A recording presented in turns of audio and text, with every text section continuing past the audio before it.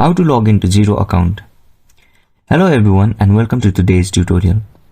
In this session, we'll be guiding you through the process of logging into your Xero account.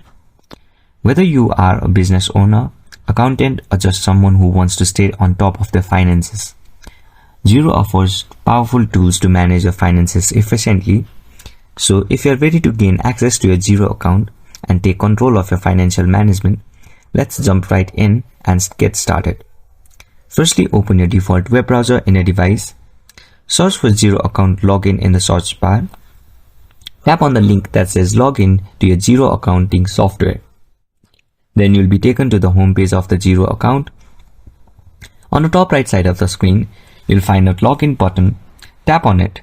You'll be taken to the sign in page. In this sign in page, enter your email address in the email section and also enter your password in the password field.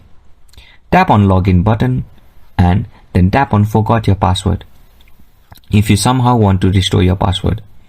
And in this way, you'll be able to log into your Xero account. If you find this video helpful, please make sure to like and subscribe to our channel.